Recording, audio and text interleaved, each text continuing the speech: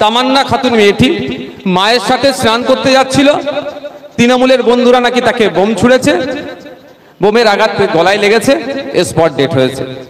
বিশ্বাস করুন, আমি সেটা ভিডিওটা দেখার পর থেকে না মানসিকভাবে আমি একটু দুর্বল হয়ে পড়লাম যে আমরা কারা। আমি নওশাদ সিদ্দিকী, আমি আমার কথা বলছি, আমি কার হয়ে বিজেপির বিরুদ্ধে কথা বলছি, আমি কার পক্ষ নিয়ে তৃণমূলের দুর্নীতির বিরুদ্ধে কথা বলছি, আমি কার জন্য, কার দাদুর কবরটা বাঁচানোর জন্য সুপ্রিম কোর্টে গিয়ে মামলা করলাম, আমি কার ওবিসি সার্টিফিকেট বাঁচানোর জন্য সুপ্রিম কোর্টে মামলা করলাম। সত্যি আমাকে ঘৃণা লাগছে।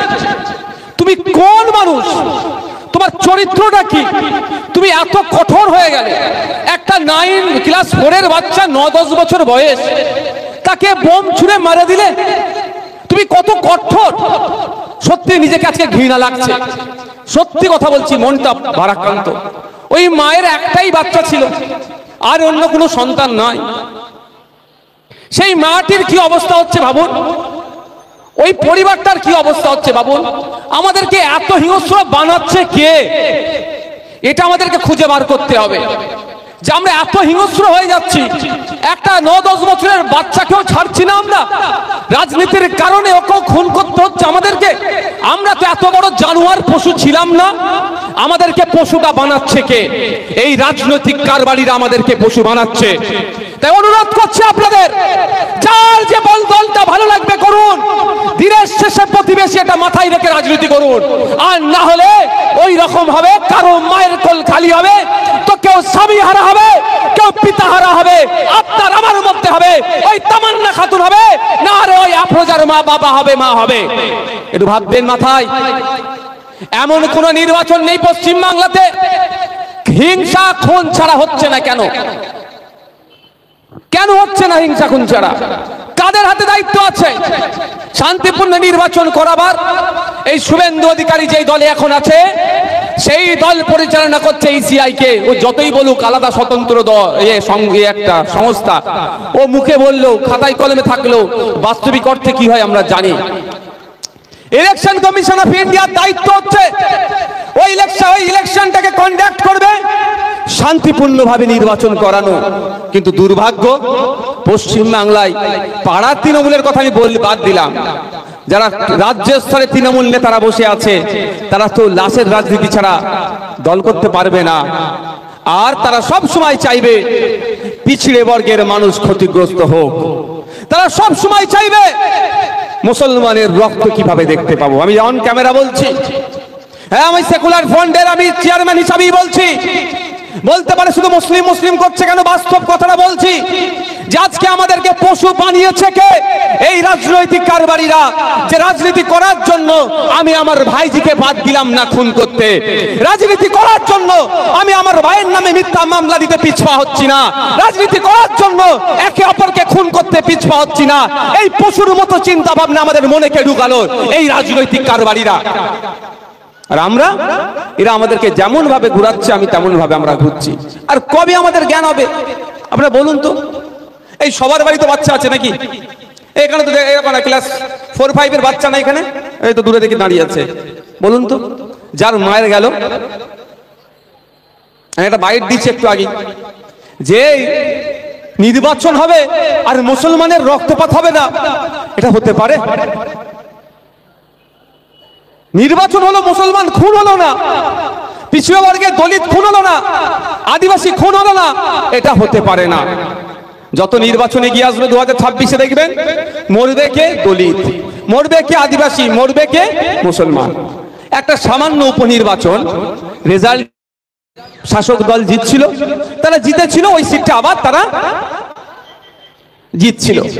যেখানে গণনা কেন্দ্র তার থেকে 5 কিলোমিটার দূরে ওখানে নাকি বিজয় মিছিল বার করেছিল, সেই বিজয় মিছিল থেকে বোম ছুঁড়েছে। একটি ক্লাস 4 এর 9-10 বছরের ফুটফুটে বাচ্চার গলায় লেগেছে, এখান থেকে ধরে জাস্ট হালকা ঠেকে আছে, পুরো স্পট ডেট। মানে ভাবতে পেরেছে কে মারলো? তামান্না খাতুন মরলো। কে মেরেছে? কোন শেখ না হলে মোল্লা, যারা গ্রেফতার হবে দেখবেন। বুঝতে পারছেন আমি কি বলছি? তাহলে যাকে মারলো সে মরলো, তার পরিবার ধ্বংস হলো, আর যে মারলো সে নাহলে মোল্লা অ্যারেস্ট হবে, লাইফটা গেল। তাহলে মারলো কে, মরলো কে, ধ্বংস হলো কে? আর 1,21,000 টাকার মাইনে 5 বছর, এখন যেতে 1 বছর মতো টাইম আছে, পাবে কে? যেটা মাথায় আসছে, নেতা পাবে 1,21,000, আর এ নেতার জন্য যে গ্রেফতার হয়েছে একটা আরো বেশি গ্রেফতার করতে হবে। অপদত্ত রাজ্য সরকারের প্রধান উনি শোক জ্ঞাপন করে কড়া ব্যবস্থা নিতে বলেছে। আমি আপনাদের বলে যাই, ওই গ্রামটা, ওই এলাকাটা দীর্ঘদিন ধরে উত্তপ্ত। ওখানে একবার রাজনৈতিক সমস্যা তৈরি হয়েছিল। তৎকালীন সময় যিনি ওসি স্যার ছিলেন, সেই ওসি স্যারকে বোম লেগেছিল, তার হিপের পিছন সাইডটা, পাছার পেছন সাইডটা উড়ে গিয়েছিল। মানে কত খতরনাক জায়গা। সকাল থেকে ওখানে ঠুসঠাস চলছে, তারপরেও কেন পুলিশ দেয় না? ও তো দেখে নিয়েছে উইকেট পড়লে কার পড়বে, হয় মুসলমান, দলিত, আদিবাসী পড়বে, পিছড়ে বর্গের, ওদের 2-4টে পড়ুক, ওইটা নিয়ে আমরা রাজনীতি করতে। আমার বলার এটা কারণ আপনাদেরকে, যে মার খাবো আমি, মরবো আমি, জেল খাটবো আমি, ধ্বংস হব আমি, আর তুমি 1,21,000 টাকা মাইনে এমএলএ হয়ে যাবে আর বিভিন্ন ফ্যাসিলিটি নেবে। তো একটু আমাদেরকে সচেতন হতে হবে, আর না হলে আমাদেরকে লড়িয়ে দেবে, আমরা মরতে থাকবো, দলিত, আদিবাসী, মুসলমান মিলে মারপিট করে মরবো, আর গদিটা অন্য কেউ মজা মেরে দিয়ে বেরিয়ে যাবে। কেন এত হিংসা? আমাদের ভাবতে হবে, আমাদের মনের মধ্যে এগুলো ঢুকাচ্ছে কি? এইটা যদি না আমরা খুঁজে পাই, আমাদেরকে এই ধরনের ব্যবহার করবে, একে অপরের প্রতি বোম ছুড়ার কাজে আমাদেরকে লাগাবে। আমি বলেছিলাম ন্যাশনাল লেভেলে একটা বিভিন্ন পত্রিকা এসেছিল, স্টেট লেভেলের পত্রিকাতে এসেছিল যে তৃণমূল কংগ্রেস শওকত মোল্লার মতো বোমবাদা নেতাকে পছন্দ করে, শিক্ষিত মুসলিম নেতাকে ওরা পছন্দ করে না। আমি আপনার এলাকার কথা বলছি, আমি জানি না কি আছে আপনার এলাকাতে, খোঁজ নিয়ে দেখুন। যে সমস্ত তৃণমূলের মুসলিম শিক্ষিত লিডারগুলো আছে, ক্রমশ তাদেরকে দূরে সরিয়ে দিচ্ছে। যে যত ভালো বোম মারতে পারবে, যে যত ভালো লাঠিয়াল বাহিনী হবে, যে যত গুন্ডামি করতে পারবে, যে যত তোলাবাজি করতে পারবে, সেই সমস্ত নেতাদেরকে সামনে নিয়ে আসছে। ভুল বলছি নাকি? এলাকার কথা বলছি। তৃণমূলের শিক্ষিত মুসলিম নেতাগুলোকে সাইড করে দিচ্ছে, কারণ ওরা থাকলে মারাপিট হবে না, ওরা মারপিট করতে দেবে না, কারণ ওরা বলবে যেই চাচার ছেলে সেই কংগ্রেস করুক আর আইএসএফ করুক, সকাল বিকেল এক জায়গায় বসে চা খাচ্ছি, সেই চাচার ছেলেকে আমি মারবো, আমার রুচিতে বাঁধবে। তাহলে শিক্ষিত মারপিট করতে পারবে না, তুই সরে যা। কাকে নিয়ে আসবে? যে বোম মারতে পারবে ভালো, যে মারামারি করতে পারবে ভালো, তাকে নিয়ে আসবে। এইটার পরিবর্তন করার জন্যই আমরা রাজনীতির ময়দানে এসেছি। বন্ধুগণ, আজকে কাশ্মীরের পেহেলগাঁওতে যে বর্বরোচিত সন্ত্রাসবাদী হামলা হয়েছে, হামলার যে সমস্ত আমার ভাইরা শহীদ হয়েছে, তাদের স্মৃতিতে রক্ত অর্পণ শিবির, 100 জন রক্ত যোদ্ধা তাদের স্মৃতিতে রক্ত দিয়েছে। রক্তের সংকট যখন দেখা দিচ্ছে, সেই সময় আমার রক্ত যোদ্ধা ভাইরা এসে রক্তের যোগান দিচ্ছে। সেই সমস্ত রক্ত যোদ্ধাদেরকে আমি ধন্যবাদ জানাই। সাথে সাথে এই পরিযায়ী শ্রমিকদের উপরে যে জুলুম নির্যাতন হচ্ছে, এটার প্রতিবাদে, এবং কাশ্মীরে যে সন্ত্রাসবাদী হামলা হয়েছে তার প্রতিবাদে আজকে প্রতিবাদ সভা। আমি দুটো বিষয় আজকে বলবো। কটা বাজে? আর ওয়াকাফ সংশোধনী আইনের প্রতিবাদে আমি দুটো বিষয় আজকে একটু বেশি করে বলবো। একটা হচ্ছে ওয়াকাফ আইন কেন প্রত্যাহার করতে হবে, সেই বিষয়ে কিছু কথা বলবো, আর পরিযায়ী শ্রমিকদের কথা বলবো। এই মেদিনীপুরের শ্রমিকরা বেশিরভাগ কোথায় আছে? ভিন্ন রাজ্যে আছে। পার্শ্ববর্তী রাজ্য উড়িষ্যাতে প্রচুর একটা হেভি অংশের মেদিনীপুরের শ্রমিকরা আছে। কত আছে? বেশি নাই। সারা পশ্চিম বাংলা থেকে মাত্র 30,000 শ্রমিক উড়িষ্যাতে আছে। আর উড়িষ্যা থেকে কত লাখ মানুষ বাংলায় কাজ করে খায় জানেন? কত হতে পারে? 3 লাখ। কিন্তু উড়িষ্যাতে বাঙালি যে সমস্ত শ্রমিকরা আছে, সে হিন্দু মুসলিম নির্বিশেষে তাদেরকে ওখান থেকে তাড়িয়ে দিচ্ছে বাংলায় কথা বলার জন্য। তোরা চলে যা, তোদের এনে কাজ দেব না। আমি উড়িষ্যার কথা এই জন্যই বলছি, পার্শ্ববর্তী রাজ্য তো নাকি আমাদের কাছ থেকে উড়িষ্যার কাছে, দীঘা পার হলেই তো নাকি। মহারাষ্ট্রে হচ্ছে, হরিয়ানাতে হচ্ছে, সাউথ ইন্ডিয়াতে হচ্ছে, ইদানিংকালে সাউথ ইন্ডিয়াতেও শুরু হয়ে গেছে। ব্যাঙ্গালোরে কংগ্রেসের সরকার চলছে, ওখানে 5টা পরিবার আমাদের ওয়ার্কিং প্রেসিডেন্ট শামসুর আলী মল্লিকের সাথে স্যারকে ফোন করছে, স্যার নলেজ সিটিতে আমার বাচ্চাটাকে ভর্তি করিয়ে দেবেন মাঝপথেই, কারণ আমরা ব্যাঙ্গালোরে আছি, এখান থেকে আমাদের তাড়িয়ে দিচ্ছে, বলছে তুই এখানে ব্যবসা করতে পারবি না। কিন্তু ব্যাঙ্গালোরে তো আমার ছেলেটাকে পড়াচ্ছিলাম, মাঝপথে তো কোনো জায়গায় নাও নিতে পারি স্কুলের, অন্তত নলেজ সিটিকে বড় ভাইজানকে বলে অন্তত আমার ছেলেটাকে ভর্তির ব্যবস্থা করে দিন। অর্থাৎ সেখান থেকে সে কাজ ছেড়ে পালিয়ে আসছে। এর ওষুধ আছে না নেই ভাই? এর ওষুধ আছে, এগুলো টোটাল বন্ধ হয়ে যেত। কিন্তু ওষুধটা দেওয়ার দায়িত্ব তো আমার না, দেননি আপনারা। যদি আপনারা আমাদেরকে এই রোগের ঔষধ দেওয়ার দায়িত্ব দিতেন, তাহলে উড়িষ্যায় একটাও বাঙালি শ্রমিকদের দিকে তাকাবার সাহস থাকতো না উড়িষ্যার মানুষের। যদি দায়িত্ব দিতেন আমাদেরকে, মহারাষ্ট্রে যেভাবে সোমনাথ দেবনাথকে খুন করেছে, ওই খুন করার সাহস পেত না। হরিয়ানাতে যেভাবে সাবির মল্লিককে খুন করেছে, খুন করার সাহস পেত না। আপনার রাজস্থানে যেভাবে আফরাজুলকে খুন করেছে, খুন করার সাহস পেত না। আমি দায়িত্ব নিয়ে বলছি, যদি এই ওষুধ দেওয়ার দায়িত্বটা আমাদের দিতেন। কিন্তু দুর্ভাগ্য, ভোট এসে গেলে তো আপনাদেরকে যে মলি সাহেব যেটাই বুঝাই ভাবেন সেটাই ঠিক, আর আমরা গরু ছাগল, আমরা ভুল বলছি। হ্যাঁ, গরু ছাগল এই জন্যই বলছি আমি ভাই। আরে কি বলবো আপনাদের, বলে দিচ্ছে বিজেপিকে আটকাতে হবে, তৃণমূলকে ভোট দাও। ভালো কথা দিলে, বিজেপির বাপের ক্ষমতা ছিল নি আব্দুল করিমের বাড়িতে জগন্নাথ মন্দিরের প্রসাদ পাঠানোর, দিচ্ছে তো সাইজ করে মমতা ব্যানার্জি। আপনাদের কেমন লাগছে? খাও, কেমন লাগছে? ভোটের সময় মলি সাহেব তুমি গুতাগুতি করছো মসজিদের সাইডে, যে কোন স্টেজ থেকে ভোট ভাগাভাগি করা যাবে না, বিজেপি চলে আসবে। বিজেপি চলে আসলে কি করবে বলো? কি করবে? কিন্তু বিজেপিকে আটকে আপনি কি করছেন? যাকে আটকাবার দায়িত্ব দিচ্ছেন সে দুয়ারে রেশনের মাধ্যমে আপনার বাড়ি মুসলিম সম্প্রদায়ের যেটা ধর্মীয় ভাবে বারণ আছে প্রসাদ গ্রহণ করা, সেটাও আপনাকে খাওয়াতে বাধ্য হচ্ছে। বিজেপি আর তৃণমূলের তফাৎ কি? আচ্ছা আপনি বলুন, কালকে যদি তৃণমূল বলে, আচ্ছা প্রসাদের বলে আমি শুধু বিরোধিতা করছি না, কালকে যদি মমতা ব্যানার্জি বলে আপনার ভোট পাওয়ার জন্য সামনের কুরবানির সময় গরুর গোশ সব ভোটারদের বাড়ি বাড়ি পাঠাবো, এটা আমি কি মানবো? এটা আমি চরম বিরোধিতা করব। কারণ সরকারের কাজ নয় গরুর গোশ বাড়িতে বাড়িতে পাঠানো, জগন্নাথ ধামের প্রসাদ বাড়িতে বাড়িতে পাঠানো। সরকারের কাজ হওয়া দরকার ছিল ওয়ান ফ্যামিলি ওয়ান জব, প্রতিটা বাড়ি থেকে একটা করে সদস্যকে চাকরির ব্যবস্থা করা। সেটা ব্যর্থ হয়েছে। ব্যর্থতা ঢাকার জন্য আপনার বাড়ি প্রসাদ পাঠাচ্ছে, কোনোদিন আপনার বাড়ি গরুর গোশ পাঠাবে। যে মলি সাহেবগুলো ছিল সেই মলি সাহেবদের মুখে আজকে কথা নাই।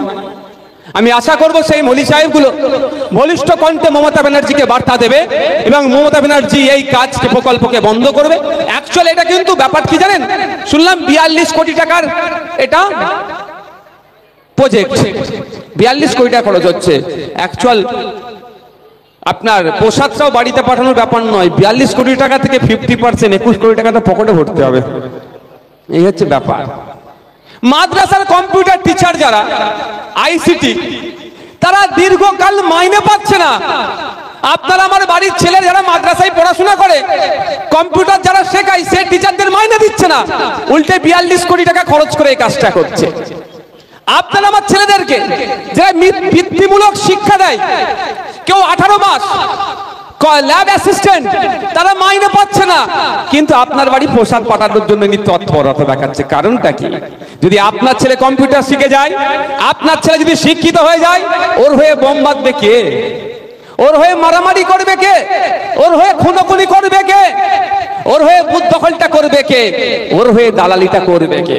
ওই জন্য আপনার ছেলে না শিক্ষিত হয়, শুধু রাজ্য একা দায়ী নয়, নওশাদ সিদ্দিকীর মতো অনেক নেতারাই চায় যে এই মুসলমান দলিত আদিবাসীরা অশিক্ষিত হয়ে থাকুক, এদের নেতা সেজে আমি লাঠি ঘুরাবো, আমি কামাবো, এরা অশিক্ষিত হয়ে গাদা হয়ে পড়ে থাকুক।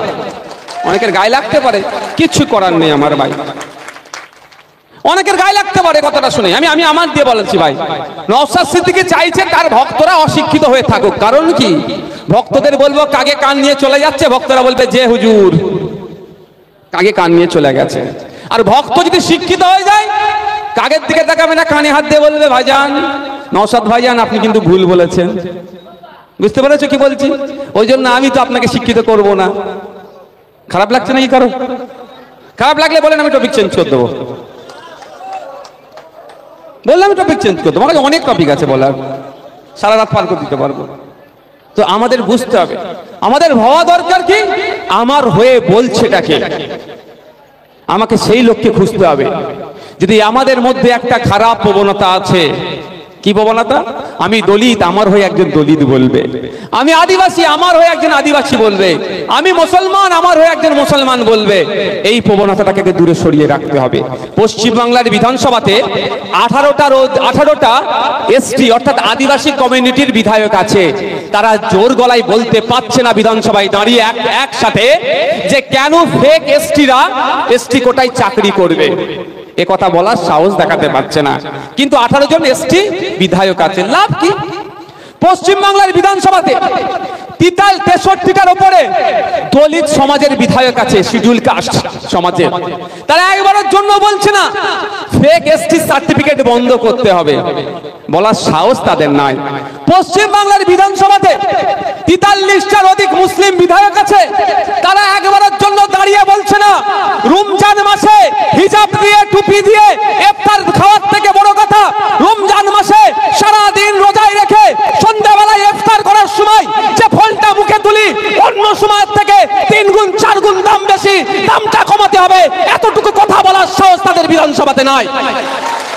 তাহলে লাভটা কি হবে? 43টা মুসলিম বিধায়ক দিয়ে পাঠাতে হবে মানুষের হয়ে কথা বলার। ভাঙড় পাঠিয়েছে, সারা রাজ্যের মানুষ দেখছে আর দাঁতে দাঁত আগুল কামড়াচ্ছে। 2021 সালে এই বিজেপি তৃণমূলের ফাঁদে না পড়ে যদি 10টা নওশাদ সিদ্দিকী পাঠাতে পারতাম, তাহলে রাস্তাঘাটে সামাজিক ভাবে কোনো ধর্মীয় স্লোগান তুলে কোনো ভাইকে পিটিয়েও মারতো না, বা কারো গলায় জবের মালা পরে স্কুলে গেলে তাকে স্কুলে যাওয়া থেকে আটকাতে পারতো না, বা কেউ হিজাব পরে গেলে বোরকা পরে গেলে বোরকা খুলতে হবে বলে তার বোরকা ধরে টানাটানি করার সাহসও পেত না। পাঠাতে হবে জনগণের জনপ্রতিনিধিকে। তাই আপনাদের বলবো, ওই আপনাদের এলাকার একটা বড় নেতা আছে না, এখন হিন্দু হিন্দু ভাই ভাই স্লোগান তুলেছে, বুঝতে পেরেছেন তো? কে এখন উনি কোন দলে আছে? এখন কেন বললাম বলুন তো? কেন কেন বললাম এখন? বুঝতে পারছেন তো? কখন কোথায় থাকবেন উনিও জানে না, আমরা তো দূরের কথা। যাক, আপনাদের এলাকায় এক নেতা আছে, এতদিন ধরে আপনাদেরকে কি বুঝিয়েছে? আমি তোমার জন্য লড়াই করব, তোমার জন্য লড়াই করব, তুমি আপনারা বলছেন দাদা আমার দাদা আমার। এখন সেই দাদাই গিয়ে কি বলছে? আপনাকে মোল্লা, আপনাকে জেহাদি, আপনাকে কোমরে লাথি মেরে ওই তার দল বলছে কি বাংলাদেশে পাঠিয়ে দেবো। ওই দাদাকে তো এখন চিনে ফেলেছেন বলে ওকে বলছেন কত বড় গাদ্দার। আর যে দাদাগুলো এখনো চিহ্নিত হয়নি, কি বলছি বুঝতে পারছেন না? ওকে তো চিনে ফেলেছেন, ও সার্টিফাইড, ওকে আমরা ওনার কথা আমরা বিশ্বাস করব না। কিন্তু যেই দাদাগুলো এখনো ওই ধরনের, 2019 সালের আগে এই দাদা যেমন ছিল, এখন যে দাদাগুলো আছে পাঁচিলে উঠে বসে আছে, সেই দাদাগুলোকে চিনতে হবে। সেই দাদাগুলো কারা? যেই দাদাগুলো আমার ওয়াকফ আন্দোলনে আমার পাশে থাকছে কি থাকছে না এখন থেকে তারা বুঝিয়ে দিচ্ছে। আপনার এলাকার নন্দকুমারের বিধায়ক কে? হ্যাঁ, কোন পার্টি? হ্যাঁ, তৃণমূল পার্টি। তাহলে এনার উচিত ছিল কি আপনার ওয়াকফ নিয়ে আপনি চিন্তিত তো নাকি? মাদ্রাসা মসজিদ ঈদগাহ কবরস্থান নিয়ে চিন্তিত তো? সুকুমার বাবুর উচিত ছিল কি সুপ্রিম কোর্টে গিয়ে একটা মামলা করা, তাই না? জনপ্রতিনিধি মানে কি ভাই? মানে কি? জনগণের প্রতিনিধিত্ব করবে, জনগণ বিপদে আপদে জনগণের পাশে দাঁড়াবে, সুরাহা করবে। এখন এই কোন বিধানসভা কি নন্দকুমার বিধানসভার মানুষজন আতঙ্কিত, চিন্তিত যে মাদ্রাসা মসজিদ কবরস্থানের জায়গা থাকবে না বড় বড় বিজেপি কেড়ে নেবে, তাই না ভাই? তাহলে এর হাত থেকে বাঁচতে গেলে কি করতে হবে? দুটো রাস্তা, মাঠে ময়দানে শান্তিপূর্ণভাবে আন্দোলন সংগঠিত করা, সুপ্রিম কোর্টে গিয়ে মামলা করা। তা আপনার জনপ্রতিনিধি সুপ্রিম কোর্টে গিয়ে মামলা করেছে? জিজ্ঞাসা করবেন না? উল্টে তারা কি বলছে যে এখানে নয় দিল্লিতে গিয়ে করুন। এটা বুঝতে হবে ব্যাপারটা কোথায় হচ্ছে। তৃণমূলের বিজেপির বিরুদ্ধে কথা বলছি আর তৃণমূলের কালীঘাটের বুক চিনচিন করছে ভাই, এটা বুঝতে হবে, রাগ করলে হবে না। আমার কথা লোকাল তৃণমূলের বন্ধুরা শুনতে পারে। আমি লোকাল তৃণমূলের বন্ধুদেরও বলছি, আপনার দাদুর কবরটা বাঁচানোর জন্য মমতা ব্যানার্জি কিন্তু মামলা করেনি, নওশাদ সিদ্দিকী মামলা করেছে, এটা মাথায় রাখবেন, মাথায় রাখবেন।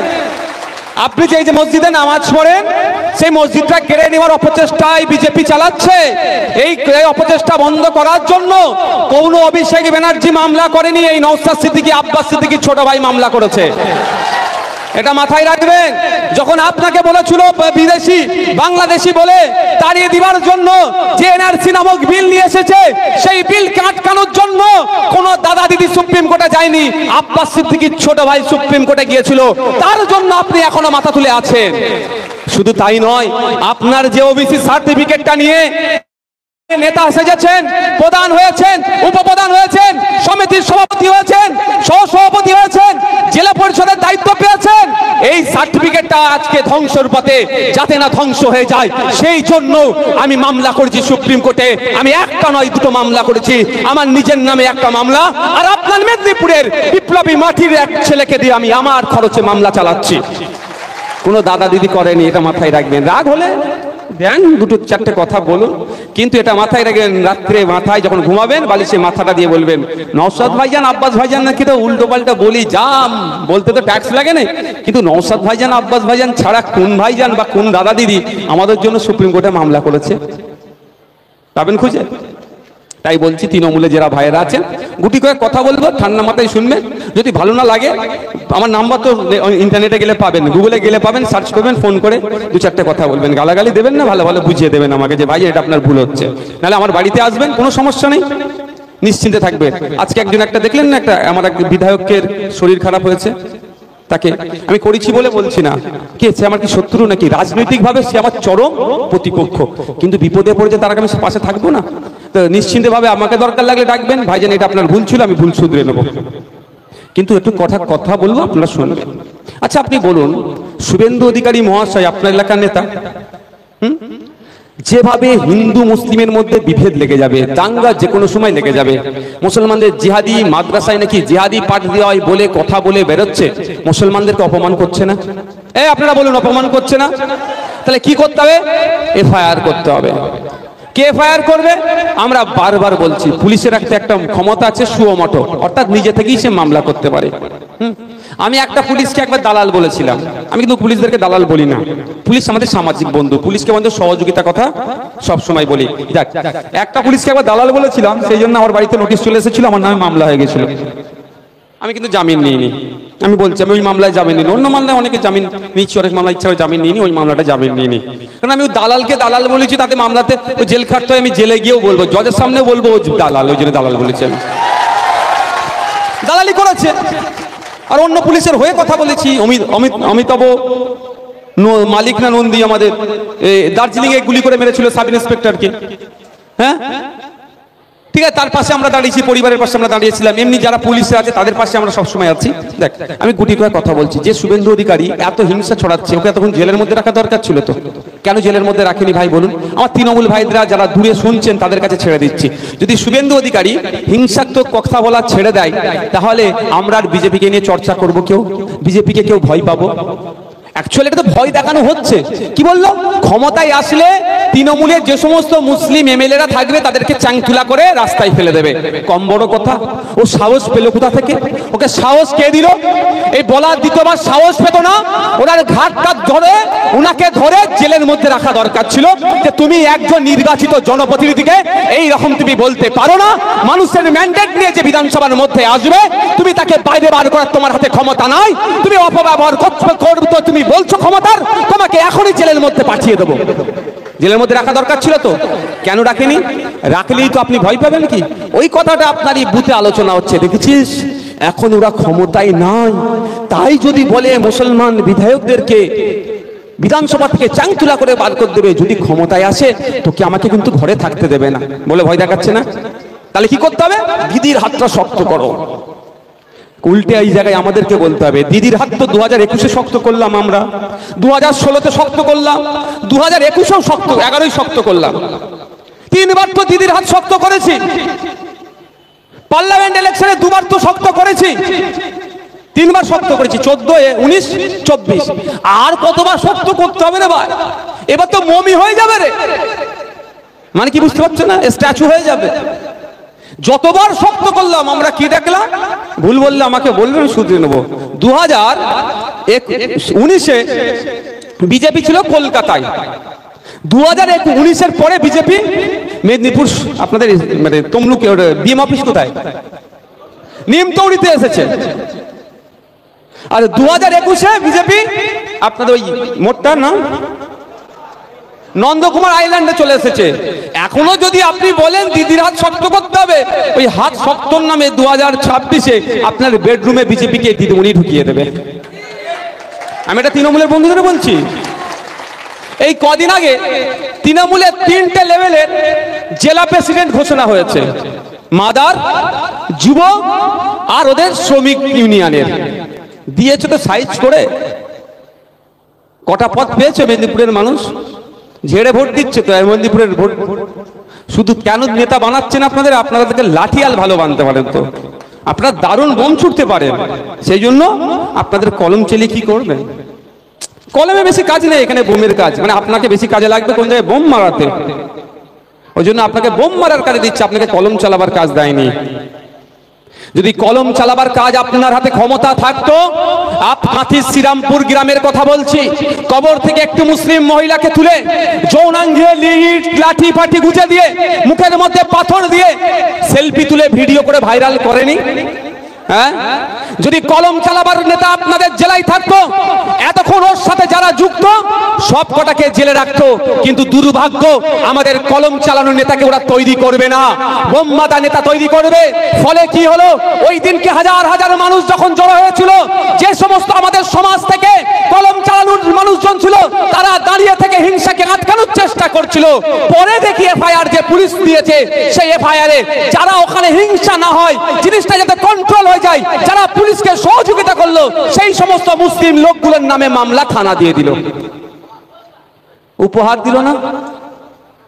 উপহার দিয়েছে। আর যদি কলম চালানোর নেতা থাকতো, কিন্তু থানায় গিয়ে দুটো কথা বলতে পারতো। সব তো বোমবাদা নেতা, সবার নামে মামলা হয়ে আছে। ওই আবু জোনার নামটা কি বলেন না, মমতা ব্যানার্জির নির্বাচনী এজেন্ট ছিল আবু সুফিয়ান সাহেব। কি ক্ষমতা আছে বলার? ক্ষমতা আছে? উনি তো জেলার সভাধিপতি ছিলেন। যে শ্রীরামপুরের ঘটনাতে নিরহ মুসলিমদেরকে গ্রেফতার করা না হয়, এতটুকু বলার ক্ষমতা নাই। কেন? খোঁজ নিয়ে দেখুন, পেন দিলে ভেঙে ফেলবে সই করতে গেলে। ওই রকমকে নেতা বানাবে, আরাবুলকে নেতা বানাবে, শওকতকে নেতা বানাবে। ওই জন্য নওশাদকে ডাউন করতে হবে। সমস্যাটা এখানে বুঝতে হবে। আমি এখানে বলছি, এই নন্দকুমারে তৃণমূল মুসলমানদের যারা শিক্ষায় বেশি তারাও করে, যারা শিক্ষায় কম তারাও করে, কিন্তু নেতা কাকে বানিয়ে রেখেছে দেখুন। একটু চোখটা বন্ধ করে নিজের এলাকার কথা ভাবুন, কেন করেছে? এই জন্যই। দেখ, ফিরে আসি কাশ্মীরের। ভালোই গরম হচ্ছে। কাশ্মীরের পেহেলগাঁওতে 26 জন মানুষকে, নিরীহ হিন্দু মানুষকে শহীদ করলো কে? খুন করলো কে? অভিযোগ এরা বলছে পাকিস্তান থেকে সন্ত্রাসবাদীরা এসে খুন করলো। খুন করার 2-1 দিন শুভেন্দু বাবু খুব চিৎকার করছিল, দেখেননি? এয়ারপোর্টে গিয়ে কেমন লাফালাফি করছিল, কেমন লাফালাফি করছিল। আমি তো ভয় পেয়ে যাচ্ছিলাম, বাবা যে কোনো সময় অঘটন ঘটে যেতে পারে। বয়সও তো হয়েছে, যা হাত পা ছুটছিল। তারপর আমরা মাইক ধরা শুরু করলাম, আমরা আইএসএফ আমরা মাইক ধরা শুরু করলাম। আমরা মাইক ধরেই প্রথমেই শুভেন্দু অধিকারীকে জিজ্ঞাসা করলাম যে তোমার দল, বর্তমান দল 2014 সালে বলেছিল হিন্দু খাতরে মে হ্যাঁ, হিন্দুরা আমাকে ভোট দাও, হিন্দুদেরকে বিপদ থেকে আমরা মুক্ত করব। ভারতবর্ষের ইতিহাসে শিখ হওয়ার জন্য ধর্ম দেখে খুন করেছে, ভারতবর্ষের ইতিহাসে মুসলমান হওয়ার জন্য ধর্ম দেখে খুন করেছে, ভারতবর্ষের ইতিহাসে খ্রিস্টান হওয়ার জন্য ধর্ম দেখে খুন করেছে, ভারতবর্ষের ইতিহাসে ছোট জাতি পিছিয়ে বর্গের হওয়ার জন্য দলিতকে খুন করেছে, ভারতবর্ষের ইতিহাসে আদিবাসী হওয়ার জন্য তাকে খুন হতে হয়েছে। কিন্তু ভারতবর্ষের ইতিহাসে আজও পর্যন্ত ছিল না যে হিন্দু হওয়ার জন্য জঙ্গিরা এসে দেখে দেখে হিন্দুকে খুন করেছে। তোমরা 2014 সালের আগে বলেছিলে হিন্দু খাতরে মে হ্যাঁ, আমাকে ভোট দাও, আমি হিন্দুদেরকে বিপদ মুক্ত করব। কিন্তু তোমাদের আমলে হিন্দুদেরকে বেছে বেছে কেন খুন করলো? আগে শুভেন্দু অধিকারীকে জবাব দিতে হবে। জবাব চাইবেন না? আমরা মেদিনীপুরের মানুষ শুভেন্দু অধিকারীকে বারবার প্রশ্ন করব, তোমার যে মুখ্যমন্ত্রী আছে, তোমার যে প্রধানমন্ত্রী আছে, তুমি তাকে তো হিন্দু হৃদয় সম্রাট বানিয়েছো, হিন্দুদের রক্ষাকর্তা বানিয়েছিলে। সেই হিন্দুদের রক্ষাকর্তা হয়ে হিন্দুদের 26টা হিন্দুকে কেন রক্ষা করতে পারলো না? আগে তোমার প্রধানমন্ত্রীকে উত্তর দিতে হবে। যখনই আমরা বলতে শুরু করলাম, শুভেন্দু বাবু তখন ভয়েস কমতে শুরু করলো। আমরা এখনো বলে যাচ্ছি, আর দেখবেন শুভেন্দু বাবু এই 26 জন হিন্দুকে মেরে দিয়েছে বলে চিৎকার চেঁচামেচি করে না। কেন করবে? করার স্বাধীন আছে, রাইট। আমি বললাম যে আমি তোমাকে রক্ষা করবো, আমাকে তুমি আমার সাথ দাও। সাথ দিয়ে আপনি আমাকে প্রধানমন্ত্রী চেয়ারে বসিয়ে দিলেন, আর আপনার উপরে অ্যাটাক হচ্ছে, আর আমি ভোট প্রচারে ব্যস্ত। কি বলছি বুঝে আসছে কিনা আসছে না ভাই? এই যে কাশ্মীরে 5 মিটার 10 মিটার ছাড়া ছাড়া সেন্ট্রাল ফোর্স থাকে, সেই কাশ্মীরে যারা ঘুরতে গিয়েছে জিজ্ঞাসা করবেন, বাচ্চারা যায় না ঘুরতে, সাথে খেলনা বন্দুকও নিয়ে যেতে দেয় না। আর সেখানে পাকিস্তানের বর্ডার থেকে যেখানে ঝামেলা হয়েছে, যেখানে আমাদের ভাইদেরকে খুন করেছে, প্রায় 300 কিলোমিটার দূর, সেখানে এসে বড় হাতিয়ার নিয়ে ঢাই ঢাই করে ধর্ম দেখে দেখে গুলি করে আবার গায়েব হয়ে গেল। ওই আসার সুযোগ কে দিল? কোন গাদ্দাররা দিল? ওই আসতে না পারে আটকানোর জন্য শুভেন্দু অধিকারীর নেতা অমিত শাহজির দপ্তর দায়ী।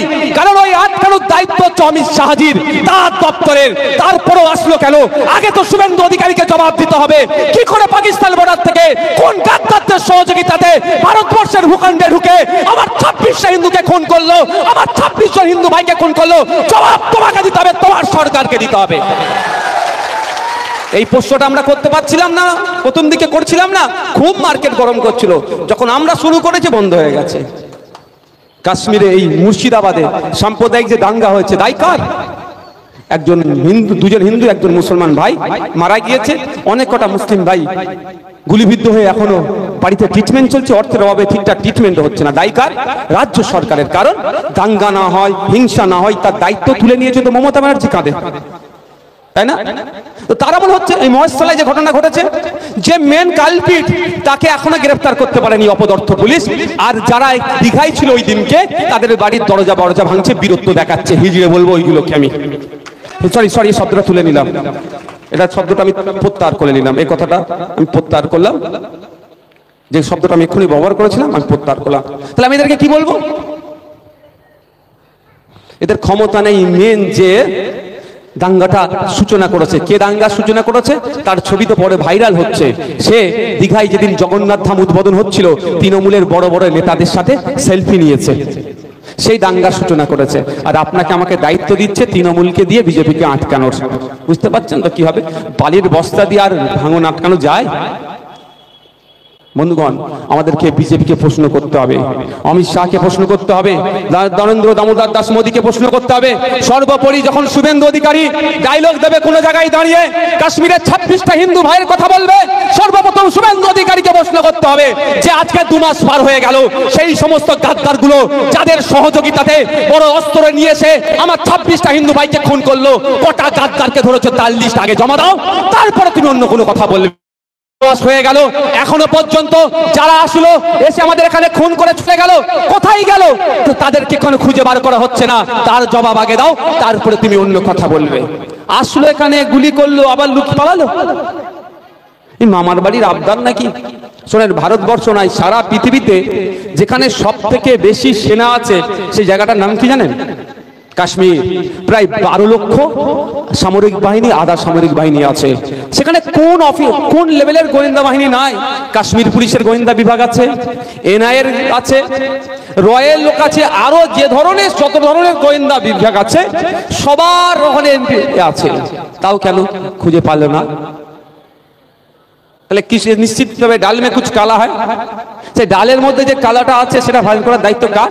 ভারত সরকারের। তো ভারত সরকার কেন এখন বার করতে পারছে না? 2 মাস হয়ে গেল। এর জবাবটা কিন্তু আপনাকে আমাকে কার কাছ থেকে নিতে হবে?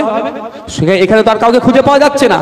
পাওয়া যাচ্ছে দিলীপ ঘোষকে, কখন কোন ডালে আছে উনি নিজেই জানেন। হয়তো শুনছে আগামী দিনে নিজের একটা দল করবে, দলটাও কে করাবে নিশ্চিতভাবে বুঝতে পারছে। রেখা ডোঘাট পরে কোন ঘাটের নাম আছে, সেই দলই দল করাবে। দেখ, আমি সে প্রসঙ্গে যাচ্ছি না, দল হবে না ওদের ব্যাপার। তারপর বলার বক্তব্য, আজকের পর থেকে যদি শুভেন্দু বাবু এই মেদিনীপুরের জমিনে আমার হিন্দু 26টা ভাইয়ের লাশ নিয়ে নোংরা রাজনীতি করে, ওখানে আমরা তাকে প্রশ্ন করবো শ্রদ্ধার সাথে, সম্মানের সাথে, যে 2 মাস হয়ে গেল এখন পর্যন্ত কটা গাদ্দারকে খুঁজে বার করেছেন, আর যারা এসে খুন করে চলে গেল তারা এখন কোথায়? পাকিস্তান, আফগানিস্তান, বাংলাদেশ। এখন ভক্তদের নতুন দাদু বাবা তৈরি হয়েছে কে? Donald Trump. সেই ট্রাম্পের কোলে উঠে যদি বসে থাকে কেন খুঁজে? তা যেখানে পৃথিবীর যে কোনো প্রান্তে থাকুক না কেন, তাদেরকে খুঁজে বার করে নিয়ে এসে ফাস্ট ট্র্যাক কোর্টের মাধ্যমে 6 মাসের মধ্যে সাজা ঘোষণা করতে হবে। সাজাটা ওই যাবজ্জীবন নয়। ও যাবজ্জীবন দিলে আমাদের ডাল ভাত খাবে, আমাদের অন্ন ধ্বংস করবে। ওকে ফাঁসিতে চড়িয়ে দাও, আমরা সকলে মিলে ভারত লাইভ ফাঁসি দাও, সকলে আমরা দেখবো। তাই তো নাকি ভাই? আচ্ছা, আমাদের 26টা হিন্দু ভাইকে যারা খুন করেছে তাদের জন্য আমাদের কোনো সিম্প্যাথি আছে? যারা খুন করেছে সেই মানবতা বিরোধী সেই সমস্ত নরখাদকদেরকে যদি ফাঁসিতে টাঙায় কারো অসুবিধা হবে? আমরা কজন চাই তাদেরকে ফাঁসিতে টাঙাক 6 মাসের মধ্যে? কারা কারা চাই? আমরা চাই তো নাকি যে আমাদের নাগরিক ভাইকে যারা খুন করেছে ধরে নিয়ে এসে 6 মাসের মধ্যে ফাঁসিতে টাঙাক? কিন্তু টাঙাবার দায়িত্ব কথা এরা বলছে না কেন? এরা সব বলছে, কেন বলছে না? এখানে তো খেলা আছে, এই খেলাটা ধরতে গেলেই এই খেলাটা আমাদেরকে ধরতে হবে ভাই। আমি আসা যাক, এবার আমি একটা লাস্ট পয়েন্ট যেটা বলবো সেটা হচ্ছে ওয়াকফ সংশোধনী আইন কেন আমরা তুলে নিতে বলছি বা বিরোধিতা করছি, কেন প্রত্যাহার করতে বলছি, এটা শুনতে চান আপনারা না শেষ করে দেবো? কারা শুনতে চান একটু হাতটা তুলুন তো, একটু শুনুন। মায়েরা শুনতে চান তো নাকি? প্রথমেই বলি এটা হিন্দু মুসলমানের লড়াই নয়, অ্যাকচুয়ালি এটা হিন্দু মুসলমানের লড়াই টান করে দিতে চাইছে। এটা হিন্দু মুসলমানের লড়াই নয়, লড়াইটা হচ্ছে সংবিধানের একাধিক ধারার উপরে আঘাত দিয়েছে, একটা নির্দিষ্ট ধর্মকে টার্গেট করে, শুধু সেই ধর্মকে টার্গেট নয় সংবিধানকে টার্গেট করছে। আমাদের লক্ষ্য সংবিধানকে বাঁচানো, নির্দিষ্ট ধর্মের মানুষকেও বাঁচানো। সুতরাং এটা আমাদের মধ্যে যদি কেউ ঢুকিয়ে দিতে চায়, এটা মুসলমানদের ব্যাপার, মুসলমানরাই বুঝে নেবে, এই ফাঁদে পা দেবেন না। নিশ্চিতভাবে জানবেন ওর সাথে হয় শুভেন্দু অধিকারীর গোপন কোনো যোগাযোগ আছে, আর নালে তৃণমূল দলের নেতাদের সাথে যোগাযোগ আছে, সাম্প্রদায়িক দাঙ্গা লাগাবার চেষ্টা করছে। মাথায় রাখবেন এটা কি বলছি, নিশ্চিতভাবে যোগাযোগ আছে যদি এই ধরে হই হই করে সে। এটা সংবিধানকে বাঁচানোর লড়াই। এবার আপনাদের বলি কেন বলছে এটা হিন্দু মুসলমানের লড়াই নয়। দুটো উদাহরণ দেবো। প্রথম উদাহরণ হচ্ছে পার্লামেন্টে এটা যখন বিল ছিল তারপরে আইন হয়েছে। এই বিলটা আইনে পরিণত করতে গেলে ডিবেট হয়, আলোচনা হয়। বিরোধী দল থেকে যে সমস্ত এমপিসরা যুক্তি তর্ক দিয়ে বিজেপিকে মানে ধরাশায়ী করে দিচ্ছিল, তাদের মধ্যে 90 থেকে 95% এমপি কিন্তু মুসলমান নয়, হয় দলিত, আদিবাসী, খ্রিস্টান, বিভিন্ন ধর্মের। তারা মুসলমান মাত্র 5% কি 10% মধ্যে এমপি ছিল।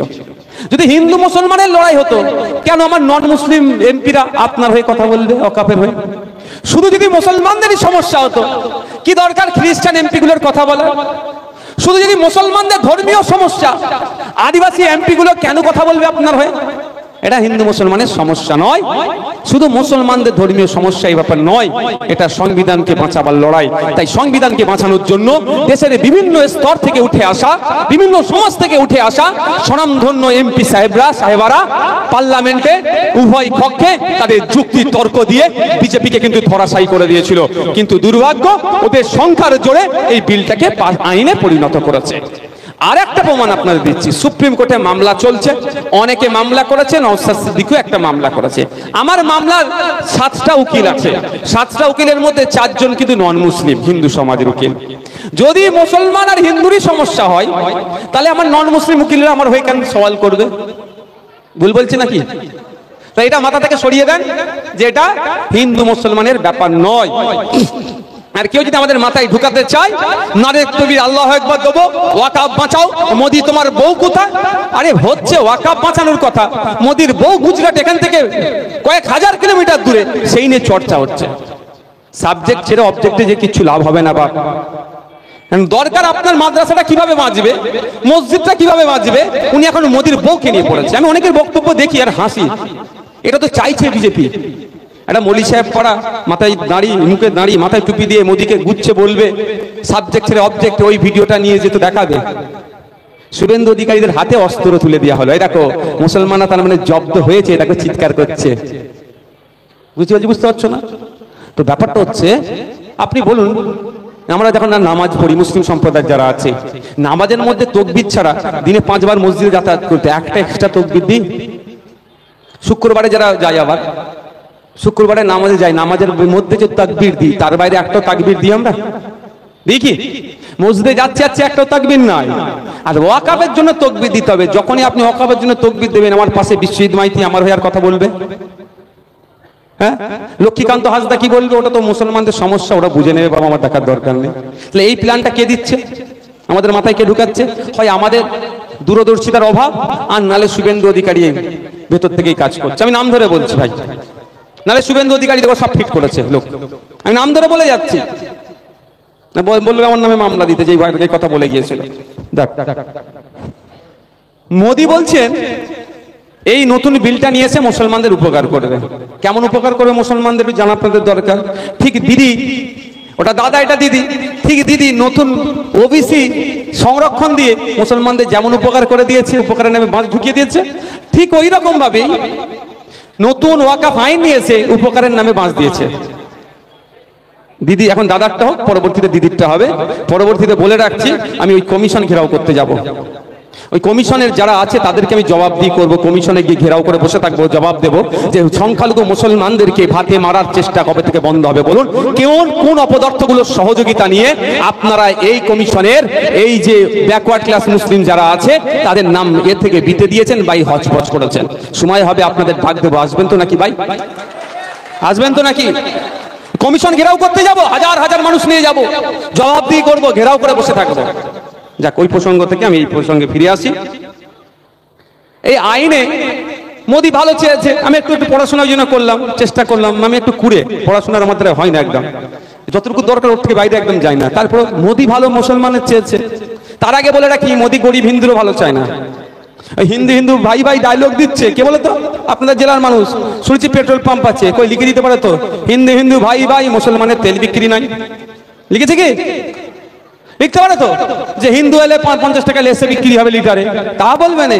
হিন্দু মুসলমান সবাই তেল বুটছে ওখান থেকে, আর স্লোগান দিচ্ছে হিন্দু হিন্দু ভাই ভাই। ও ব্যবসাটা আপনি ভালো বোঝেন না।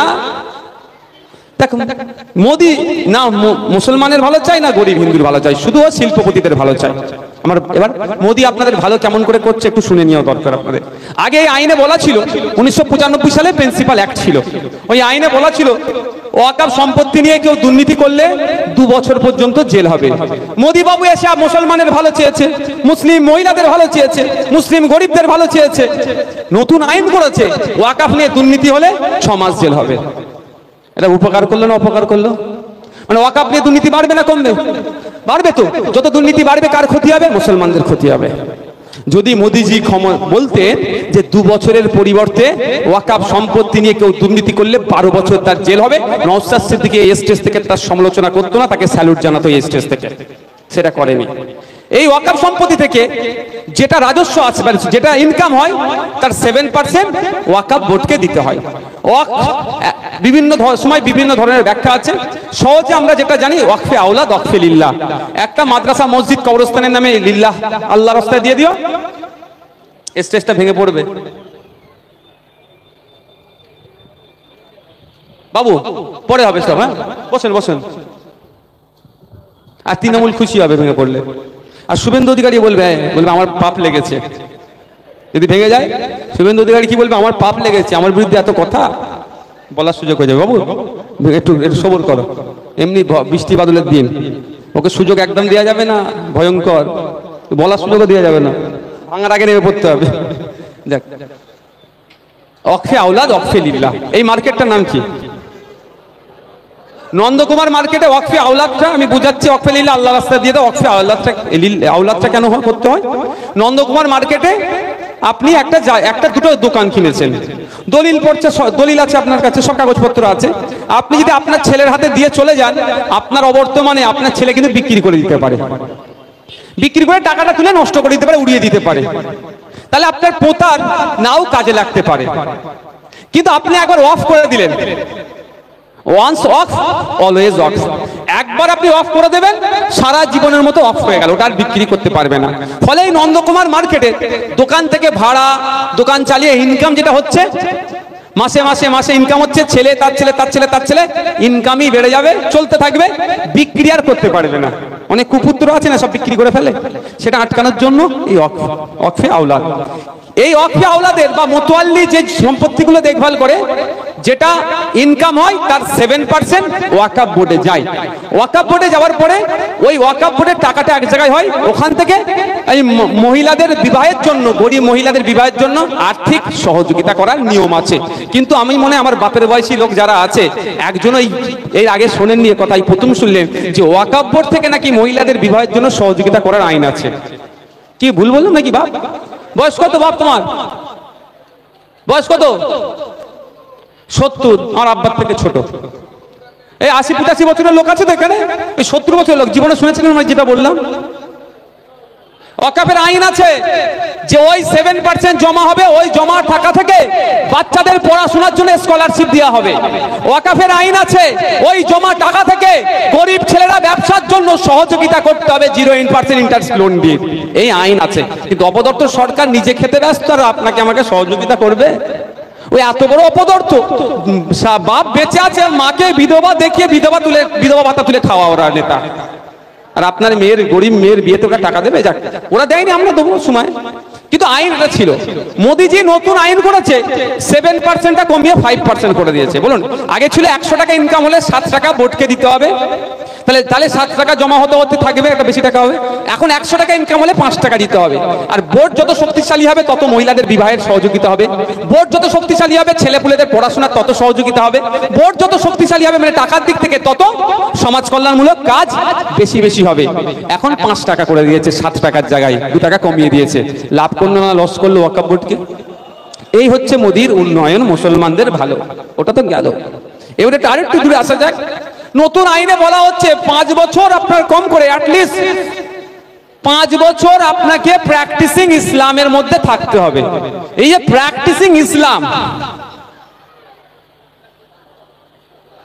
এর সংজ্ঞাটা কিন্তু বলে দেয়নি। ডেফিনিশনটা কি?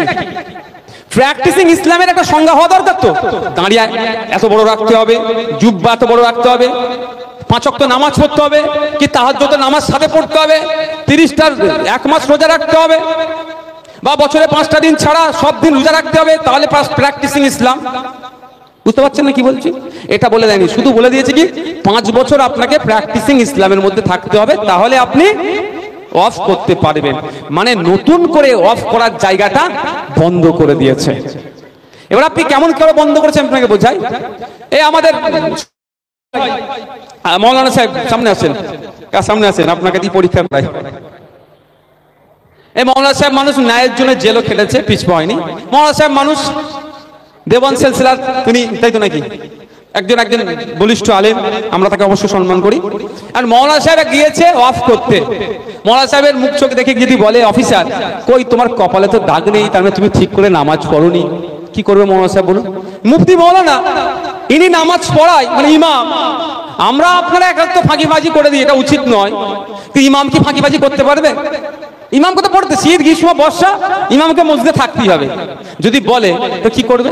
ফিরে চলে আসতে হবে। তো বলে কপালে তোমার দাগ নাই। এবার হলে মৌলানা সাহেব ঘরে গিয়ে রেগে গেছে, আমি 5 ওয়াক্ত নামাজ পড়াই, আমি ইমাম, আমার কপালে দাগ নেই বলে আমি সম্পত্তি উৎসর্গ মানে করতে পারবো না, উৎসর্গ করতে পারবো না সেই সন্তানের নামে বা আল্লাহর নামে। বাড়িতে গিয়ে চক ডাস্টার দিয়ে টেনে হিঁচড়ে কপাল ছিঁড়ে ছাড়ে দাগ করে নিয়ে গেছে। পরের সপ্তাহে অফিসারকে গিয়ে বলে স্যার আপনি সামনের সপ্তাহে আমাকে অনেক কিছু বলেছেন, এই দেখুন আমার কপালে দাগ, আমি ঠিক 5 ওয়াক্ত নামাজ 5 বছর ধরে পড়ে এসেছি। যদি অফিসার বলে এই বছরে 29টা রোজা গিয়েছিল, তুমি তো 25টা রোজা রেখেছো, 4টে ছেড়ে দিয়েছো, যাও ঘরে যাও, আবার 5 বছর পরে আসবে, কি করবেন ইনি? কোনো মেশিন দিয়ে টেস্ট করালে পাবে তো নাকি যে কটা রোজা রেখেছে না কটা রোজা ভেঙেছে? শুনতে তো হাসি লাগছে, আমি হাসির ছলে বোঝানোর চেষ্টা করছি আপনাদের। বসেন এবার। তাহলে কি হলো? তাহলে অফ করার রাস্তা বন্ধ হয়ে গেল। এবার আসা যাক সংবিধানের 15 নম্বর আর্টিকেল কি বলছে। কোন জাত, বর্ণ, ধর্ম, লিঙ্গ দেখে, জন্মস্থান দেখে আলাদাভাবে কোনো ট্রিট করা যাবে না। সবাই আমরা ভারতীয়, এই হিসাবেই ট্রিট করতে হবে।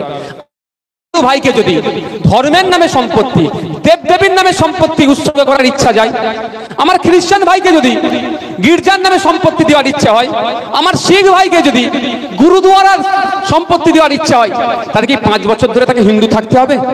5 বছর ধরে তাকে কি খ্রিস্টান থাকতে হবে? 5 বছর ধরে কি তাকে শিখ থাকতে হবে? এই ধরনের কোনো আইন আছে কি? নেই। শুধুমাত্র মুসলিম যদি মাদ্রাসা, মসজিদ, কবরস্থান শুধু নয়, যদি তার সন্তানের নামে সম্পত্তি উৎসর্গ করার চেষ্টা করে, অফ করার চেষ্টা করে, তাহলে তাকে 5 বছর ধরে মুসলমান থাকতে হবে। তাহলে মুসলিমের সাথে ইনজাস্টিস হচ্ছে না? সংবিধানের 15 নম্বর আর্টিকেল বলছে জাত, ধর্ম, বর্ণ, জন্মস্থান, লিঙ্গ নিয়ে আলাদাভাবে পার্থক্য করা যাবে না। তাহলে মুসলমানকে শুধুমাত্র তার ধর্মের জন্য তাকে তার অফ করা থেকে বিরত রাখা হচ্ছে। এর বিরুদ্ধে আমরা লড়াই করছি। এই জন্যই আমরা এই সম্পত্তির এই আইনের আমরা বিরোধিতা করছি। মাথায় থাকবে তো ভাই? মোদির কটা বউ, মোদির বউকে সিঁদুর পরায়নি, শাখা পরায়নি, ওই গল্প আমরা শুনে কিছু লাভ হবে না। এই স্টেজ থেকে, এই স্টেজ থেকে আমাদেরকে শুনতে হবে কেন এই আইনের আমরা বিরোধিতা করছি। মাথায় থাকবে তো ভাই? আমি দেখছি তো ওয়াকাফেরা প্রতিবাদ হচ্ছে আর গল্প শোনাচ্ছে অমিত শাহের ছেলে আইসিসি চেয়ারম্যান হয়ে গেছে। আর ওটা বলার সময় আছে যখন তখন বলবে। আরে বিধানসভার মধ্যে রে ভাই, ওয়াকাফ নিয়ে বিল যখন ছিল, মমতা ব্যানার্জি কত চালাক আপনারা জানেন না, যখন বিল ছিল তখন এই আইন বিলকে মানবো না বলে রেজুলেশন পাস করেছে, আর এখন আইন হয়ে গেছে এই আইনকে মানবো না রেজুলেশন পাস করছে না। মানে কি ধরনের খেলাড়ি বুঝতে পেরেছেন? মানে তো আমরা যেখানে শেষ করবো উনি সেখানে শুরু করবেন। কিন্তু আমি তো একটু বোকা পাড়া ছিলাম, মানে সরি চালাক পাড়া ছিলাম, ওদের গ্যাদন খেয়ে খেয়ে বোকা হয়ে গেছি, আর বোকা হয়েছি বলেই ধরতে পারছি। আমরা সব চালাক, এই যারা আছি না প্রচুর চালাক আমরা। দিনের শেষে আমি আমার হিসাবটা করছি, এই আমার হিসাব করতে করতে আমার আজকে এই দুরবস্থা। আপনার দাদুর কবরের উপরে মদের কারখানা হলো, আর কিচ্ছু করতে পারবেন না, শুধু নিজের হিসাব করছি চালাক বলে। আর আমি এখন একটু বোকা হয়ে গেছি, বোকা হয়েছে বলেই এই কি হচ্ছে একটু ধরতে পারছি। যাক, এই আইনের বিরোধিতা আমরা কেন করছি? এই আইনে বলা আছে ওয়াক বাই ইউজার, মৌখিক দান হয় না। আচ্ছা, আপনাদের এখানে 100 বছর 150 বছর 200 বছর পুরাতন কবরস্থান নাই? আছে তো? আছে কি না? নাই বলেন। মসজিদ আছে না? ঈদগাহ আছে না? কিভাবে আছে তার কাগজ দেখাতে পারবেন? মানে যে লোক আপনাকে অফ করে গিয়েছিল সে কাগজ দেখাতে পারবেন? আমি চ্যালেঞ্জ করে যাচ্ছি, দেখাতে পারবেন না। কারণ কি? কারণ কি? অফ ওই কাগজ আপনি 100টার মধ্যে 50 জন দেখাতে পারবেন না। কারণ সারা ভারতবর্ষে প্রায় 8.5 লক্ষ একর ওয়াকফ সম্পত্তি আছে, যার মধ্যে 50% ওয়াক বাই ইউজার, মৌখিক দান, কাগজ নাই। আর মোদিজির বন্ধুদের নজর পড়েছে ওই জায়গাটাতে, ওইটা নেওয়ার ধান্দা হচ্ছে। কিভাবে অফ হয়েছে? ওয়াক বাই ইউজার যদি আমি ওর এক্সাক্ট ট্রান্সলেট করি, ব্যবহার করতে করতে অফ হয়েছে। কিন্তু বোঝার জন্য সহজভাবে মৌখিক অফ যেগুলো হয়েছে। কেমন? আপনি এই গ্রামের মানুষ 4-5টা গ্রাম পার হয়ে কোথায় ঈদের নামাজ পড়তে যেতেন, মসজিদে যেতেন, কবর দিতে যেতেন। আপনার পূর্বপুরুষেরা এখানে যারা বসে আছে, দাদু তার দাদু জমিদার মতো ছিল, গ্রামের 5টা মোড়ল মানুষকে ডেকেছে, এ কাকা চাচা দিকে আসো, তোমরা সেই বর্ষার সময় কবর দিতে সেই 3টে গ্রাম পার হয়ে যাও, নামাজ পড়তে যাও 4টে গ্রাম পার হয়ে, বর্ষার সময় অনেক কষ্ট করে যাও। আরে ওইখানে আমার 10 কাঠা জায়গা আছে, তুমি মসজিদ করলাম, আমি আল্লাহর রাস্তায় দিয়ে দিচ্ছি। এইরকম ভাবে মসজিদ হয়নি ভাই? হয়েছে তো? কবরস্থান ওই দেখো, ওই বাঁশতলার গায়ে যে 2 বিঘে জায়গাটা আছে আমার, আমি আজ থেকে আল্লাহর রাস্তায় দিয়ে দিলাম, গ্রামের সবাই ওইখানে কবর দেবে। সেই থেকে কবর দিয়ে আসছি না আমরা। ওর কাগজ আপনি দেখাতে পারবেন? কিন্তু ওটা আপনার দাদু কারো দাদুকে দিয়েছে। মোদিজি এসে বলছে ওর কাগজ দিতে হবে যে তোমাকে অফ করে গেছে। যদি না ওর কাগজটা দিতে পারেন, মোদিজি বলছে এটা আমার। বুঝতে পারছেন লড়াইটা কোন জায়গায়? মোদির বইয়ের মাথায় সিঁদুর হাতে শাখা আছে নাকি, এই নিয়ে লড়াই নয়। লড়াইটা আপনাকে পয়েন্ট বুঝতে হবে যে কোথায় লড়াইটা। তাহলে আপনার এলাকার মাদ্রাসা মসজিদ থাকবে তো?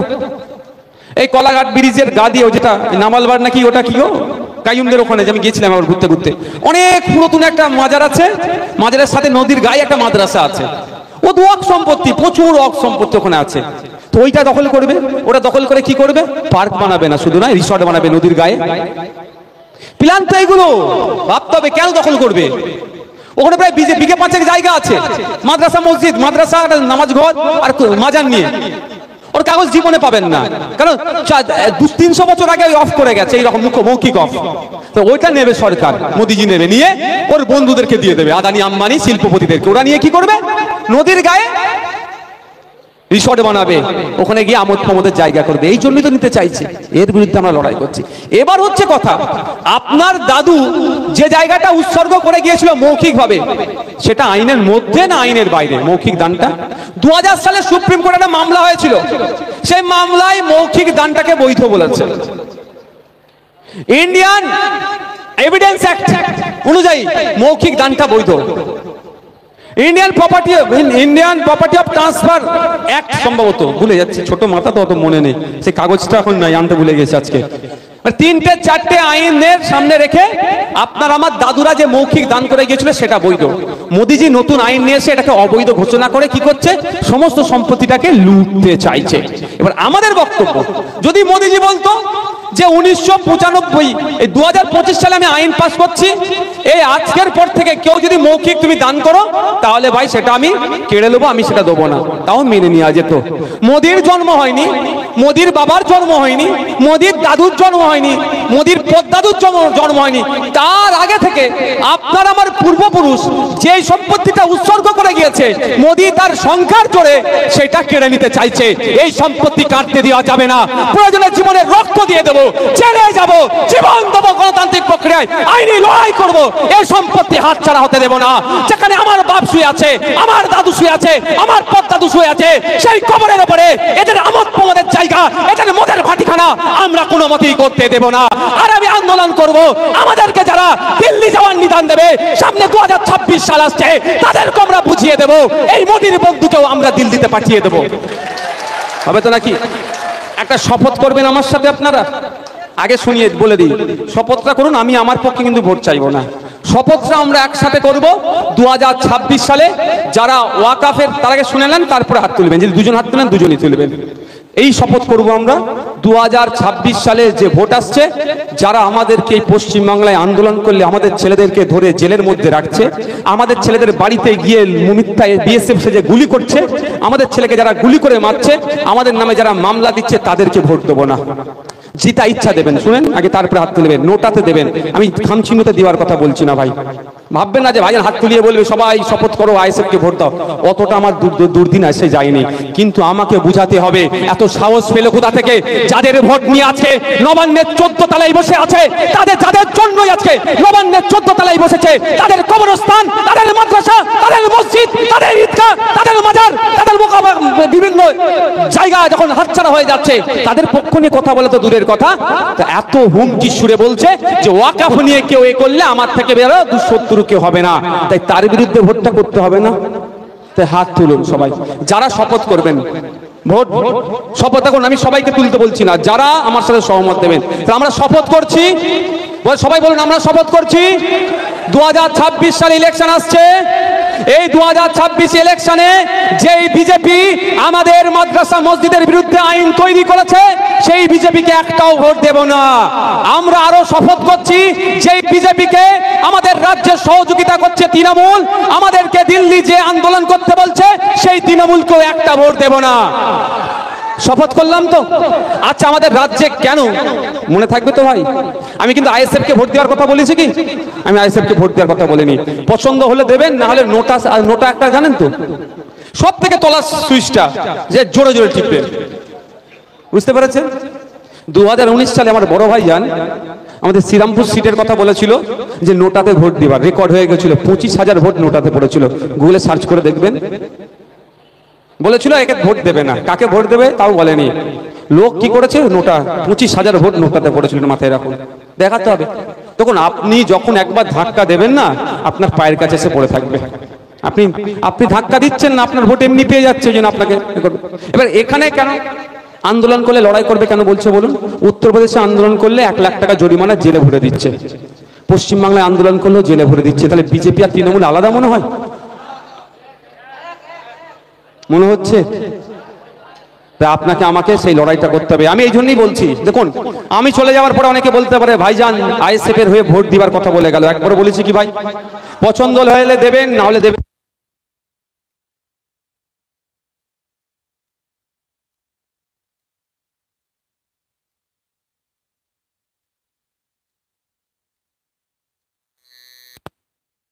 কোনো অসুবিধা নেই ভাইজান, আপনার জন্য জান দিয়ে দেবো ভাইজান।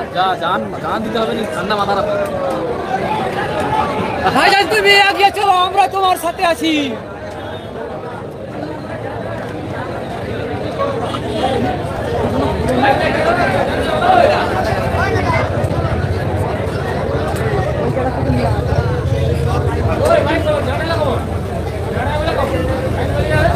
ভণ্ডামি করে এখানে।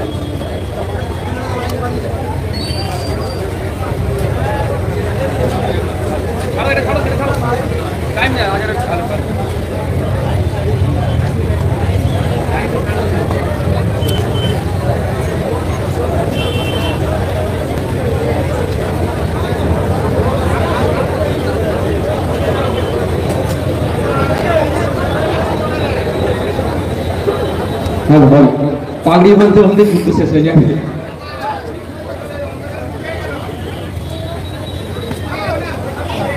ओहो अच्छा अच्छा अच्छा तो আমি আপনাদের বলার চাই যে আপনি যদি শিক্ষা না দেন আপনাকে ও সমীহ করবে না, আপনাকে রেসপেক্ট করবে না। আপনি বলুন পশ্চিমবাংলায় কেন আন্দোলন করতে আটকাচ্ছে, এটা ভাবতে হবে। আচ্ছা, আন্দোলনটা কার বিরুদ্ধে হচ্ছে? আমাদের রাজ্য সরকারের বিরুদ্ধে আমরা করছি কি? আন্দোলন করছি বর্বর বিজেপি জ্যোতিবাবুর ভাষায় ওরা বর্বর ওদের বিরুদ্ধে। তাহলে পশ্চিমবাংলায় কেন আন্দোলন করতে দিচ্ছে এটা ভাবতে হবে। পশ্চিমবাংলায় আন্দোলন করবেন, উত্তরপ্রদেশের মানুষ শক্তি পাবে। পশ্চিমবাংলায় আন্দোলন করবেন, দিল্লির মানুষ শক্তি পাবে। পশ্চিমবাংলায় বড় বড় আন্দোলন হবে, হরিয়ানার মানুষ শক্তি পাবে। পশ্চিমবাংলায় বড় বড় আন্দোলন হবে, মহারাষ্ট্রের মানুষ শক্তি পাবে। পশ্চিমবাংলায় বড় বড় আন্দোলন হবে, উড়িষ্যার মানুষ শক্তি পাবে। পশ্চিমবাংলায় বড় বড় আন্দোলন হবে, আসামের মানুষ শক্তি পাবে। পশ্চিমবাংলায় বড় বড় আন্দোলন হবে, সারা ভারতবর্ষে বিজেপি বিরোধী শক্তিরা শক্তি পাবে। বিজেপির বিরুদ্ধে সারা ভারতবর্ষে আন্দোলন তখন সংগঠিত হবে। সেই জন্যই বিজেপি হয়তো তৃণমূলের সুপ্রিম কোর্টে বলে দিয়েছে পশ্চিমবাংলায় আন্দোলন করতে দেওয়া যাবে না, পশ্চিমবাংলায় ব্রিগেড সমাবেশ করতে দেওয়া যাবে না। সেই জন্য ছলে কলে কৌশলে ব্রিগেডের সমাবেশটা এরা বন্ধ করে দিয়েছে। তারা আমাদেরকে দায়িত্ব নিতে হবে, যত এরা আন্দোলন বারণ করবে তত বেশি করে আমাদেরকে গণতান্ত্রিক প্রক্রিয়াতে শান্তিপূর্ণভাবে অলিতে গলিতে বাজারে যেখানে ইচ্ছা জায়গায় থাকবে সেইখানে আমরা ভিড় করাবো। ভিড় করিয়ে রাজ্য সরকারকে বুঝিয়ে দেবো যে তোমার কথা আমরা শুনবো না, তুমি রাজা আমরা প্রজা নয়, আমরা গণতান্ত্রিক রাষ্ট্রে এই রাজার দেশে আমরা সবাই রাজা। রাজা নাকি হুকুম দেবে? সংবিধান প্রত্যেকটা মানুষকে তা অধিকার দিয়েছে। আমরা 5 বছরের জন্য দায়িত্ব দিয়েছি চালাবার, আবার জনগণ চাইলে নবান্ন থেকে নামিয়ে করে। এত পাওয়ার আপনাদের হাতে আছে, এত পাওয়ার থাকার পরে আপনার কবরস্থান চলে যাচ্ছে, আপনি কিছু করতে পারছেন না, কারণ পাওয়ারটাকে আপনি ইউজ করতে পারেননি। হাতির যা শরীর না, একটা উদাহরণ দিয়ে শেষ করে দেবো। হাতি থেকে বিশাল শরীর, এখন সার্কাসে দেখবেন বেশি হাতি দেখা যায়।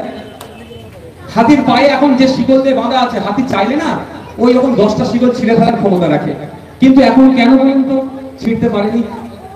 বলুন কেন ছিঁড়তে পারেনি? কেন এখন মানেনি? প্রথম দুটো দিন রাতে কান দিয়ে হাতির শরীর চাপা, তার শরীরকেও দেখতে পায় না যে আমার কত বড় শরীর। দ্বিতীয় কথা, আমরা বাচ্চাবেলা থেকে এমন প্র্যাকটিস করিয়েছে, দড়ি বেঁধে বেঁধে তখন দড়ি মানত, তখন বাচ্চাবেলায় অনেক চেষ্টা করেছে, ছিঁড়তে পারেনি। এখন বড় হয়ে গেল, বাচ্চাবেলার আদত হয়ে গেছে, তখন ছিঁড়াছিড়ি করার চেষ্টা করেছে, ঘা পা হয়েছে, অনেক চুলকানি হয়েছে, অনেক কষ্ট পেয়েছে, এখনো পাহাড় নড়ায়নি। সেই বাচ্চাবেলার কথা মনে আছে যে আমি ছিঁড়তে পারবো না। তো এখন আর বাচ্চাবেলার কথা মনে রাখলে হবে না। রাজনীতির ময়দানে নওশাদ সিদ্দিকী এসেছে, রাজনীতির ময়দানে আব্বাস সিদ্দিকী এসেছে, রাজনীতির ময়দানে দলিত আদিবাসী মুসলমানের ঐক্য এসেছে, রাজনীতির ময়দানে জনগণের জনপ্রতিনিধি তৈরি করতে হবে। এখন আমরা পারবো, we can do, we can not not, এটা মাথায় রাখবেন, আর না হলে কিচ্ছু হবে না। আর একটা উদাহরণ দেবো, শোনার মতো মানুষের আছে। আমাদের ফুটবল মাঠ জানেন তো আপনারা? যান, আমার তোয়াশা জানেন, বাড়ির আগে ডান দিকে পড়ে, বাড়িটা পার করে গিয়ে আইয়া দিয়ে আপনারা বেশি আসেন তো, বাঁ দিকে পরে এখানে স্টেডিয়াম হয়েছে। ওই স্টেডিয়াম করাতে অনেক কেলেঙ্কারি আছে, 78 লক্ষ টাকার একটা স্টেডিয়াম, মানে বুঝতে পেরেছেন কত মাল উঠেছে, খেলিয়েছে, যাক তাও তো কিছু একটু পেয়েছি। যাক, ওই প্রথম বছর আগে ওয়ানডে হতো দিনে, আর এখন ইদানিং গেলেন ডে নাইট হচ্ছে। তো প্রথম বছর যখন ডে নাইট ওয়ানডে হচ্ছিল, আমরা মাঝে মাঝে ঘুরতে যাই, ওই বছরে একটা দিন হয়তো ফুটবল মাঠে যাই, তাও ওই সেমিফাইনাল ফাইনাল খেলার সময় ওই আমাদের মাঠে যায়। তো এই প্রথম বছর যখন সবাই চলে নাইটে খেলা হচ্ছে যাবো, আমি নিজের চোখে দেখেছি, নিজের চোখের কথা বলছি, যে একটা প্লেয়ার স্ট্রাইকার একটা টিমের সেমিফাইনালে একা টিমকে টেনে গোল দিয়ে ফাইনালে ফেলেছে। ফাইনালে গোল শূন্য অবস্থায় ছিল, ফলে কি হয়, ট্রাইবেকার মারার মাধ্যমে সম্পূর্ণ হয়, নাহলে টচ হয়। তো ট্রাইবেকার হচ্ছে, আমরা লাইনে আছি, ওই স্টেজে বসে খেলা দেখে ভালো লাগে না, যেমন সব বন্ধু বান্ধবরা থাকে একটু খেলাধেলি করি, ওর মধ্যে ঠেলে দিল, এরকম একটু বদমাশি করি। তো লাইনে ধরে যেখানে আমরা দাঁড়িয়ে আছি তার অদূরেই ওই টিমটার প্লেয়ার আছে, নাইজেরিয়ান প্লেয়ার ছিল। ওকে বারবার প্রথম শট থেকে বলছে তুই মারতে যাবে না, ওকে পাঠাচ্ছে। প্রথম ওদের ল্যাঙ্গুয়েজে বলছিল, আর অন্য একটা নাইজেরিয়ান, ওদের তো আমি ভাষা বুঝতে পারিনি, ওদের ভাষা আমার অসুবিধা হয়। তো তখন আমি বুঝতে পারি কি বলছে। তখন যখন আমাদের একটা বাঙালি প্লেয়ার ওকে বলছে, ও বলছে we can not, sorry I can not, আমি পারবো না, আমি পারবো না, এরকম বলছে। ওকে জোর করে পাঠিয়েছে। এত ভালো প্লেয়ার সেমিফাইনালে একা গোল করে টিমকে ফাইনালে তুললো, এবং অপোনেন্ট প্লেয়ারের শুধু গোলকির জন্য গোল খায়নি, ডিফেন্স ভেঙে চুরমার করে ঢুকে যাচ্ছে, এত স্কিল পায়। কিন্তু সে বারবার বলছে আমি পারবো না, ওকে ঠেলে পাঠিয়েছে। ও দূর থেকে এসে এমন শট মেরেছে, ওই রকম আরেকটা ফুটবল মাঠ লাগবে অত দূরে যে বল করেছে। কনফিডেন্স, ভালো প্লেয়ার হলেও লো হয়ে গেছে। তো আপনাদের এলাকার অনেক ভালো ভালো প্লেয়ার আছে, আপনারা আছে, আমি না বলবো না, বুঝতে পারছেন কি বলছি? বুঝার ক্ষমতা হলে বুঝে নেবেন, নাহলে যে পোগো চ্যানেলে ইউটিউবে গিয়ে পোগো চ্যানেলে কার্টুন দেখবেন। অনেক ভালো ভালো প্লেয়ার আছে, দুর্ভাগ্য তাদের কনফিডেন্স লো হয়ে গেছে, এই জালিম সরকারের বিরুদ্ধে লড়তে তারা পারবে না। নওশাদ সিদ্দিকী বলছে এই জালিম সরকারের বিরুদ্ধে লড়বো, মানুষের হয়ে কথা বলবো, তাতে একবার কারণে 100 বার জেলে যায়, জেলে যাওয়ার জন্য প্রস্তুতি আছে, কিন্তু লড়াইটা করবো। কনফিডেন্স রাখতে হবে, কনফিডেন্স লো হলে ওই রকম ফুটবল প্লেয়ারের দশা হয়ে যাবে। তাই অনুরোধ আপনাদের কাছে করছি, কনফিডেন্স লো করার জায়গা নাই, আপনাদের হয়ে নওশাদ ভাই আছে, লড়াই করে যাবে, মাঝ পথে ছেড়ে পালিয়ে যাওয়ার ছেলে নয়, আর যাবেও না। ভালো থাকবেন, সুস্থ থাকবেন, রাজনীতি নিয়ে মানুষের মধ্যে হানাহানি জড়াবেন না, যার যাকে ভালো লাগবে ভোট দেবে, তবে তৃণমূল বিজেপিকে ভোট দেওয়ার কোনো প্রশ্ন আসছে না। দিনের শেষে প্রতিবেশী, ওটা মাথায় রেখে রাজনীতি করবে, মাথায় থাকবে তো ভাই। দিদিমণি মন্দির উদ্বোধন করছে, চরম বিরোধী, দিলীপ ঘোষ যদি চলে যেতে পারে মন্দিরে, তাহলে আপনি আপনার এলাকার চায়ের দোকানে আইএসএফ আর তৃণমূল, কংগ্রেস, বিজেপি, সিপিএম একসাথে বসে কেন চা খেতে পারবে না?